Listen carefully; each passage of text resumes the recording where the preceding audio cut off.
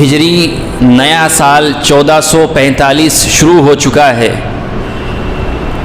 نئے سال کی آج 2 تاریخ ہے، آج 2 محرم الحرام ہے۔ اس مہینے کے اندر حضرت حسین رضی اللہ تعالی عنہ کی میدان کربلا میں شہادت ہوئی۔ اس کا تذکرہ اور اس پر گفتگو میں اگلے ہفتے کروں گا، لیکن اسی مہینے کے اندر، اسی مہینے کی پہلی تاریخ یعنی 1 محرم الحرام کو حضرت عمر رضی اللہ تعالی عنہ کی شہادت ہوئی۔ اس مہینے میں آپ دیکھیں گے کہ اہل بیت یعنی نبی صلی اللہ علیہ وسلم کے گھر والوں کی تعریف کی جاتی ہے، ان سے بہت محبت کا اظہار کیا جاتا ہے۔ اسی کے ساتھ آپ بعض لوگوں کو یہ دیکھیں گے کہ بعض لوگ حضرت ابوبکر صدیق اور حضرت عمر فاروق کو گالیاں بھی دیتے ہیں، ان کو برائی سے یاد کرتے ہیں۔ ہمارا یہ ایمان ہے، ہمارا یہ عقیدہ ہے کہ حضور صلی اللہ علیہ وسلم سے محبت ایمان کا ایک لازمی کمپلسری پارٹ ہے۔ حضور کی محبت کے بغیر کوئی آدمی مومن ہو ہی نہیں سکتا، اس کا ایمان نامکمل ہے، وہ مسلمان ہی نہیں ہو سکتا۔ اسی طریقے سے حضور صلی اللہ علیہ وسلم کے گھر والوں سے یعنی اہل بیت سے محبت کرنا یہ بھی ایمان کا حصہ ہے، اس لیے کہ حضور صلی اللہ علیہ وسلم کے گھر والوں سے محبت یہ اللہ کے نبی صلی اللہ علیہ وسلم سے محبت ہے۔ تو ہمارا یہ عقیدہ ہے کہ حضور صلی اللہ علیہ وسلم اور آپ کے گھر والوں سے محبت، عقیدت یہ ایمان کا ایک لازمی حصہ ہے۔ مگر حضرت ابوبکر صدیق، ہمارا یہ عقیدہ ہے کہ حضرت ابوبکر صدیق تمام نبیوں کے بعد سب سے افضل ہیں۔ حضرت ابوبکر کے بعد حضرت عمر سب سے افضل ہیں، حضرت عمر کے بعد حضرت عثمان غنی سب سے افضل ہے، حضرت عثمان غنی کے بعد چوتھے نمبر پر حضرت علی وہ سب سے افضل ہے۔ ہم ان 4 لوگوں سے محبت کرتے ہیں اور یہ ہمارا عقیدہ ہے۔ تو آج میں حضرت عمر کے متعلق گفتگو کروں گا۔ حضرت عمر یہ اسلام کے دوسرے خلیفہ ہیں، مکے کے رہنے والے تھے، قبیلہ قریش کے ایک خاندان سے تعلق رکھتے تھے، بالکل شروع میں ایمان نہیں لائے تھے، اللہ کے نبی صلی اللہ علیہ وسلم کے ایک دشمن تھے۔ اللہ کے نبی صلی اللہ علیہ وسلم کو قتل کرنے کے ارادے سے گئے تھے، مگر ان کو کیا معلوم تھا کہ جس کی تم گردن لینے کے لیے جا رہے ہو تم اپنی گردن اسی کے حوالے کرنے کے لیے جا رہے ہو۔ حضور کو قتل کرنے کے ارادے سے وہ گئے تھے، مگر جب واپس آئے تو حضور صلی اللہ علیہ وسلم کا غلام بن کر واپس آئے۔ حضرت عمر رضی اللہ تعالی عنہ جب مسلمان ہوئے تو ان کے مسلمان ہونے سے پہلے تک مسلمان اور اللہ کے نبی صلی اللہ علیہ وسلم علی الاعلان کعبے کے اندر نماز نہیں پڑھ سکتے تھے۔ جب یہ اسلام لائے تو انہوں نے کہا اے اللہ کے نبی ہم کیوں کعبے کے اندر علی الاعلان نماز نہیں پڑھ سکتے، آپ چلیں، سب لوگ چلتے ہیں اور کعبے کے اندر نماز پڑھتے ہیں۔ حضرت عمر رضی اللہ تعالی عنہ کی برکت سے تمام مسلمانوں نے اللہ کے نبی صلی اللہ علیہ وسلم کے ساتھ سب سے پہلے کعبے کے اندر نماز پڑھی۔ ان کے بارے میں یہ ان کی جرأت اور بہادری ہے، یعنی ان کی بہادری کے عرب کے اندر بڑے چرچے تھے، بڑے بہادر نوجوان شخص تھے۔ ان کی بہادری کی ایک دوسری مثال کہ جب نبی صلی اللہ علیہ وسلم جب آپ نے ہجرت کا ارادہ کیا اور تمام مسلمان مکہ چھوڑ کر مدینہ جانے لگے تو روایت کے اندر آتا ہے، سیرت پاک کے اندر آتا ہے کہ لوگ چھپ چھپ کر جاتے تھے، اس لیے کہ اگر کوئی کھلم کھلا جاتا تھا تو کفار مکہ، قریش مکہ اس کو پکڑ لیتے تھے، اس کے ساتھ جو ساز و سامان ہوتا تھا اس سے چھین لیتے تھے اور اس کو زد و کوب کرتے، اس کی پٹائی کرتے تھے۔ اس لیے مسلمان چھپ چھپ کر جاتے تھے، اور بس بلکہ یہی نہیں بلکہ کفار مکہ بھی چھپ چھپ کر بیٹھے رہتے تھے کہ کوئی مسلمان صبح کے وقت، فجر کے وقت یا رات میں مکے سے مدینہ جاتے ہوئے نظر آ جائے تو اس کو پکڑ لیا جائے اور اس کی پٹائی کی جائے، اس کا ساز و سامان چھین لیا جائے۔ مگر حضرت عمر رضی اللہ تعالی عنہ کی شخصیت ایک ایسی شخصیت ہے کہ جب حضرت عمر نے ہجرت کا ارادہ کیا تو تلوار سے ہتھیار سے اپنے آپ کو مسلح کر کعبے کے اندر پہنچے، اور کعبے میں جو قریش مکہ سرداران مکہ بیٹھے ہوئے تھے ان کو ایڈریس کر کے، ان کو مخاطب کر کے یہ کہا کہ میں آج مکہ چھوڑ کر مدینہ جا رہا ہوں، ہجرت کر رہا ہوں، اگر تم میں سے کسی کو اپنی بیوی کو بیوہ اور اپنے بچوں کو یتیم کرنا ہے تو آئے کعبے سے نکلے اور میرا مقابلہ کریں، مجھے روک کر دکھائے۔ روایت کے اندر آتا ہے کہ ایک آدمی کی بھی چوں کی آواز نہیں نکلی، کسی کی ہمت نہ ہو سکی کہ وہ حضرت عمر کو کچھ کہہ سکے۔ یہ حضرت عمر رضی اللہ تعالی عنہ کی بہادری ہے، ان کا ایک رعب ہے، ان کا ایک دبدبہ جو اللہ رب العزت نے ان کو عطا کیا تھا۔ ان کے رعب اور دبدبے کے بارے میں خود اللہ کے نبی صلی اللہ علیہ وسلم فرماتے ہیں کہ عمر جس گلی سے گزرتا ہے شیطان کی ماں مر جاتی ہے، شیطان کی ہمت نہیں ہوتی کہ اس راستے سے گزر جائے، شیطان عمر کو دیکھ کر اپنا راستہ ہی تبدیل کر دیتا ہے۔ حضرت عمر کے بارے میں اللہ کے نبی فرماتے ہیں لو کان بعدی نبی لکان عمر، کہ اگر میرے بعد کوئی نبی بنانے کے لائق ہے، اگر یعنی میں خاتم النبیین نہ ہوتا تو میرے بعد عمر نبی ہوتے۔ یعنی ایک نبی کے اندر جن کوالٹیز کی، جن خوبیوں اور صفات کی ضرورت ہوتی ہے وہ تمام خوبی عمر کے اندر موجود ہے، اگر میں آخری نبی نہ ہوتا تو میرے بعد نبی عمر ہوتے۔ اس سے بڑی فضیلت اور کیا ہو سکتی ہے کہ حضرت عمر کا مقام و مرتبہ کتنا بلند ہے۔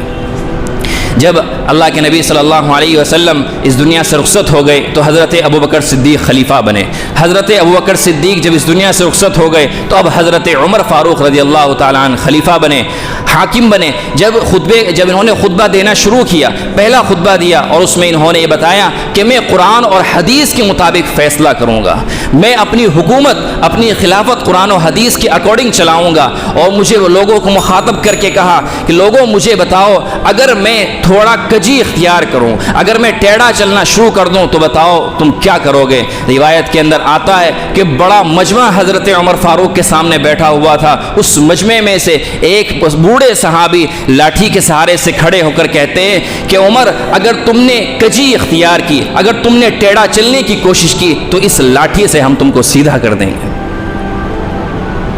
حضرت عمر فاروق رضی اللہ تعالیٰ عنہ، یہ دیکھیے کہ کیا آج کے دور میں اتنے بڑے آدمی کو، اتنی بڑی شخصیت کو، اتنے بڑے لیڈر کو اور اتنے بڑے گورنر کو کیا کسی کی ہمت ہو سکتی ہے کہ وہ اس طرح کی بات کہہ دے؟ جب حضرت عمر فاروق نے یہ بات سنی تو وہ خوش ہو گئے اور مسکرا کر کہنے لگے کہ میں اللہ رب العزت کا بہت شکر گزار ہوں کہ اللہ نے اس امت کے اندر ایسے مسلمان اور ایسے بندوں کو پیدا کیا ہے کہ جو لاٹھی سے مجھے سیدھا کر دیں گے، یعنی مجھے قرآن و حدیث کے مطابق چلائیں۔ یہ حضرت عمر فاروق رضی اللہ تعالیٰ عنہ کا مقام و مرتبہ ہے۔ حضرت عمر فاروق رضی اللہ تعالیٰ عنہ یہ وہ شخصیت ہیں کہ یہ فاتح بیت المقدس ہے، یعنی حضرت عمر فاروق رضی اللہ تعالیٰ عنہ کی قیادت میں بیت المقدس فتح ہوا۔ ان کی زندگی میں، یعنی ان کی خلافت میں جو مسلمانوں کا رقبہ تھا، اسلام کا، مسلم ممالک کا رقبہ تھا، وہ تقریباً 22 لاکھ مربع میل تک پہنچ چکا تھا۔ اللہ رب العزت نے انہیں کرامت سے نوازا تھا۔ ایک روایت کے اندر آتا ہے کہ یہ ایک مسلم فوج ایک جگہ پر جنگ لڑ رہی تھی، تو جنگ لڑ رہی تھی، اس کے پیچھے مسلم فوج جو جہاں جنگ لڑ رہی تھی اس کے سامنے بھی دشمنوں کی فوج تھی، اس کے پیچھے بھی دشمنوں کی فوج تھی۔ یہ خطبہ دے رہے تھے، خطبہ دیتے ہوئے انہوں نے خطبے کے دوران ایک لفظ بولا، یا ساریہ الجبل، یا ساریہ الجبل، کہ اے ساریہ پہاڑ سے پناہ لو، پہاڑ سے پناہ لو۔ یعنی وہاں جہاں جنگ ہو رہی تھی وہاں پر ادھر بھی مسلم یعنی دشمن کی فوج تھی اور سامنے بھی دشمن کی فوج تھی، پیچھے سے بھی دشمن کی فوج آ رہی تھی۔ تو اس وقت انہوں نے، اللہ رب العزت نے انہیں منظر دکھایا کہ دیکھو مسلمان کی ایک فوج پس جائے گی، دونوں طرف سے گھر جائے گی، تو انہوں نے زور سے کہا یا ساریہ الجبل، کہ اے ساریہ پہاڑ سے پناہ لو۔ مسلم فوج نے جب ان کی آواز ایک بہت دور دراز ایک دوسرے ملک کے اندر ان کی آواز سنی کہ ایک ایسی آواز آ رہی ہے، تو پہاڑ سے انہوں نے پناہ لی، تو اللہ رب العزت نے اس فوج کو کامیابی عطا کی اور مسلمانوں کو فتح و نصرت عطا کی۔ بعد میں لوگوں نے پوچھا جب ان کا خطبہ مکمل ہو گیا کہ امیر المؤمنین آپ نے خطبے کے دوران ایک بڑی عجیب بات آج ارشاد فرمائی، یا ساریہ الجبل یا ساریہ الجبل، تو آپ نے ایسا کیوں فرمایا؟ تو جواب دیا کہ اللہ رب العزت نے مجھے ایک منظر دکھایا خطبے کے دوران کہ میں نے دیکھا مسلم فوج لڑ رہی ہے اور سامنے اس کے سامنے دشمن فوج ہے اور پیچھے سے بھی ایک دشمن کی فوج آ رہی ہے، اگر مسلمانوں نے پہاڑ سے پناہ نہ لی، یعنی اپنے آپ کو پہاڑ کی سائڈ نہ کیا، تو وہ دونوں طرف سے دشمن ان کو گھیر لیں گے، اس لیے میں نے ہدایت کے طور پر یا ساریہ الجبل بولا۔ تو اللہ رب العزت نے ان کو ایسی کرامت بھی عطا فرمائی تھی۔ ان کے بارے میں آتا ہے کہ جب یہ خلیفہ تھے کہ ایک شخص، ایک غلام، ایک مجوسی غلام جس کا نام ابو لؤلؤ فیروز تھا، وہ ایک صحابی حضرت مغیرہ ابن شعبہ رضی اللہ تعالیٰ عنہ کا غلام تھا، وہ ان کی خدمت میں آیا اور آ کر کہنے لگا کہ امیر المؤمنین میری آپ سے ایک درخواست ہے کہ میرے جو آقا ہیں، مالک ہیں، انہوں نے مجھ پر محصول پر ڈے زیادہ لگایا ہوا ہے، آپ اس کو کم کرا دیجئے۔ حضرت عمر نے پوچھا کہ آپ کا محصول، یعنی آپ کا جو محصول ہے وہ کتنا ہے؟ تو اس نے جواب دیا کہ پر ڈے 2 دن ہے، یعنی میں اپنے مالک کو کما کر ایک دن میں 2 درہم دیتا ہوں۔ حضرت عمر فاروق نے پوچھا کہ یہ بتاؤ کہ تمہارا کام کیا ہے؟ تو اس نے بتایا کہ میرا کام آہنگری ہے، میں پتھروں کو تراش کر خوبصورت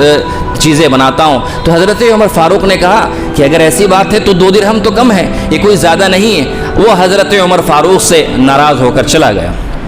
حضرت عمر فاروق سے ناراض ہو کر چلا گیا۔ اب روایت کے اندر آتا ہے، تاریخ کے اندر آتا ہے کہ 27 ذی الحجہ کی صبح میں، یعنی فجر کی نماز میں، جب حضرت عمر فاروق رضی اللہ تعالی نماز پڑھانے کے لیے مسجد نبوی میں آ رہے ہیں، تو جب یہ آتے تھے تو ان کے ہاتھ میں ایک درہ ہوتا تھا، اس سے لوگوں کو جگاتے ہوئے، آواز دیتے ہوئے آتے تھے کہ آؤ نماز کے لیے آؤ، نماز پڑھنے کے لیے آؤ، اس طرح لوگوں کو جگاتے ہوئے آتے تھے۔ تو جب مسجد نبوی کے اندر داخل ہوئے، لوگوں بیٹھے ہوئے ہیں، تکبیر کہی گئی، انہوں نے صفوں کو درست کیا۔ جب تکبیر ہو چکی اور انہوں نے تکبیر تحریمہ اللہ اکبر کی، تو یہ مجوسی غلام محراب کے اندر رات سے چھپا ہوا بیٹھا تھا، جیسے ہی انہوں نے اللہ اکبر کہا تو اس نے خنجر سے ان کے اوپر حملہ کیا، 3 مرتبہ حملہ کیا۔ حضرت عمر فاروق اس کی تاب نہ لا سکے اور فوراً وہیں پر گر گئے۔ پیچھے سے حضرت عبد الرحمن بن عوف دوسرے صحابی کو اشارے سے آگے بڑھایا، انہوں نے مختصراً نماز پڑھائی اور نماز پڑھانے کے بعد حضرت عمر فاروق کو گھر لے کر گئے۔ یہ جو ابو لؤلؤ فیروز تھا، یہ نکل نہیں پایا۔ اس نے دیکھا کہ مسلمانوں کی صفیں بالکل دیوار کی طرح کھڑی ہوئی ہیں، وہاں سے نکل نہیں پایا، تو اس نے دوسرے مسلمانوں پر بھی حملہ کیا اور تقریباً 13 مسلمانوں کو اس نے زخمی کیا، جس میں سے 7 تو اسی وقت اللہ کو پیارے ہو گئے، شہید ہو گئے۔ جب حضرت عمر فاروق کو ان کے گھر لایا گیا، وہ بے ہوشی کے حالت میں تھے، بے ہوشی سے باہر آئے، ہوش میں آئے، تو انہوں نے پوچھا، سب سے پہلے یہ پوچھا کہ میرا قاتل کون ہے، میرے اوپر حملہ کس نے کیا؟ لوگوں نے بتایا کہ آپ کے اوپر ایک مجوسی غلام فیروز ابو لؤلؤ نے حملہ کیا ہے۔ تو انہوں نے ایک آہ بھری، کہا کہ میں اللہ رب العزت کا بہت مشکور ہوں، اس کا شکر گزار ہوں کہ اللہ نے کسی مسلمان کے ہاتھ میرے خون سے رنگین نہیں کیے۔ اللہ رب العزت نے کسی مسلمان کے ہاتھ میرے خون سے رنگین نہیں کیے۔ ان کا سر ان کے بیٹے حضرت عبداللہ بن عمر کے گود میں رکھا ہوا تھا۔ آپ نے کہا کہ میرا جو سر ہے وہ اپنی گود سے اتار کر زمین کے اوپر رکھ دو۔ جب انہوں نے ان کا حضرت عمر کا سر گود سے زمین پر رکھا، تو زمین پر جب ان کا سر رکھا تو اپنی پیشانی زمین پر رگڑنے لگے، اپنا چہرہ زمین پر رگڑنے لگے، اپنی دھاڑی زمین پر رگڑنے لگے اور اللہ رب العزت سے آہ وزاری کرنے لگے، یا اللہ میں گنہگار ہوں، مجھے معاف فرما، یا اللہ میری مغفرت فرما، یا اللہ مجھے معاف فرما۔ میرے بھائیوں سوچو، یہ وہ شخص ہے کہ جس نے نبی صلی اللہ علیہ وسلم کے ہاتھ پر اسلام کو قبول کیا، یہ وہ شخص ہے۔ عمر فاروق وہ شخصیت ہے کہ جس کو نبی پاک صلی اللہ علیہ وسلم نے خدا سے مانگ کر لیا، اللہ سے دعا کی، یا اللہ یا تو عمر بن ہشام کو اسلام کی توفیق دے یا عمر بن الخطاب کو اسلام کی توفیق دے۔ حضور صلی اللہ علیہ وسلم کی دعا ہے حضرت عمر۔ یہ وہ شخص ہے کہ جس نے 900 جامع مسجد بنائی اور 4000 عام مسجد بنائی۔ یہ وہ شخص ہے کہ جس کے بارے میں اللہ کے نبی صلی اللہ علیہ وسلم نے فرمایا، لو کان بعدی نبی لکان عمر، کہ اگر میرے بعد کوئی نبی ہوتا تو عمر ہوتے، جس کو اللہ کے نبی صلی اللہ علیہ وسلم نے اپنی زندگی کے اندر یہ بول دیا ہو کہ عمر تم جنتی ہو، جنت کی بشارت دے دی، تم جنت میں میرے پڑوسی ہوگے۔ وہ شخص اپنی دھاڑی کو، اپنے پیشانی کو، اپنے سر کو زمین پر رگڑ رہا ہے اور یہ کہہ رہا ہے کہ یا اللہ مجھے معاف فرما، یا اللہ میری مغفرت فرما۔ میرے بھائیوں، ہمیں بھی اپنے بارے میں غور و فکر کرنے چاہیے کہ ایک اتنی بڑی شخصیت جس کے بارے میں قرآن نے کہا رضی اللہ عنہم ورضوان، کہ اللہ ان سے راضی ہو گیا اور یہ اللہ سے راضی ہو گیا، یہ وہ شخصیت کی جس کی زبان پر اللہ نے قرآن کی آیتوں کو نازل کیا۔ یعنی حضرت عمر نے اللہ کے نبی کو کچھ مشورے دیے کہ اللہ کے نبی ایسا ہونا چاہیے، اسی مشورے کے مطابق اللہ رب العزت نے آیات کو اتار دیا۔ یہ وہ شخصیت، اور اس شخصیت کا حال کیا ہے؟ وہ اللہ کے سامنے زمین پر اپنی دھاڑی کو رگڑ رہا ہے، اپنی پیشانی کو رگڑ رہا ہے اور یہ کہہ رہا ہے کہ اللہ مجھے معاف فرما، یا اللہ میری مغفرت فرما۔ تو میرے بھائیوں، ہمیں بھی غور کرنا چاہیے کہ ہم کیسے لوگ ہیں کہ ہم سے نمازیں چھٹ رہی ہیں، زکوٰۃ ہم نکال نہیں پا رہے ہیں، ہمارے اندر مال کی محبت اتنی زیادہ ہے، حج کرنے کے لیے ہم راضی نہیں ہیں، بندوں کے حقوق ہم سے بے پناہ چھوٹ رہے ہیں، ہم والد کا حق پورا نہیں کر رہے ہیں، والدہ کا حق ادا نہیں کر رہے ہیں، اپنے بچوں کی صحیح تربیت نہیں کر پا رہے، اتنے زیادہ حقوق ہم سے چھوٹے ہوئے ہیں۔ ہم کس طرح کے اعمال میں مبتلا ہے؟ ہمیں اللہ رب العزت سے کتنی زیادہ معافی مانگنے اور مغفرت مانگنے کی ضرورت۔ حضرت عمر نے اپنے بیٹے حضرت عبداللہ کو یہ کہا کہ جاؤ آپ اماں عائشہ کے پاس جاؤ، ام المؤمنین اماں عائشہ کے پاس جاؤ اور جا کر یہ کہو کہ عمر کی یہ درخواست ہے کہ آپ ان کے دو رفیق یعنی حضرت محمد مصطفیٰ صلی اللہ علیہ وسلم اور ابو بکر صدیق کے پاس ان کو قبر کے لیے تھوڑی سی جگہ عنایت کر دیں، کہ جا کر امیر المؤمنین مت کہنا، یہ مت کہنا کہ امیر المؤمنین کہہ رہے ہیں، جا کر یہ کہنا کہ عمر ابن الخطاب کی یہ درخواست ہے۔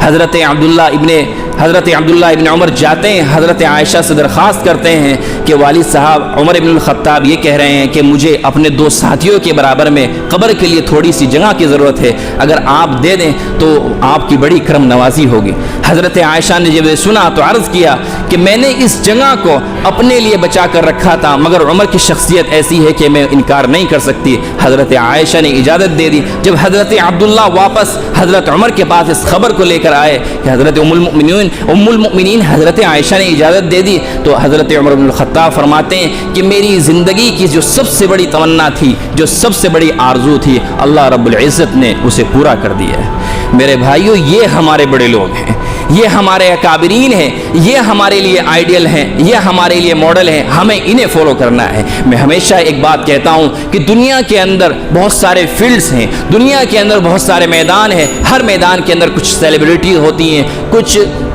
ماڈل ہوتے ہیں، کچھ لبرل ہوتے ہیں، لوگ انہیں فالو کرتے ہیں، کچھ سپر اسٹار ہوتے ہیں۔ اسلام کے سپر اسٹار وہ صحابہ کرام رضوان اللہ تعالی علیہم اجمعین ہے۔ مسلمانوں کے لیے جو ماڈل ہیں وہ اللہ کے نبی صلی اللہ علیہ وسلم کی ذات ہے۔ مسلمانوں کے لیے جو ماڈل اور آئیڈیل ہیں وہ اللہ کے نبی صلی اللہ علیہ وسلم کی جو صحابہ ہیں، وہ لوگ صحابہ ہیں، ہمیں انہیں فالو کرنا ہے، ہمیں ان کی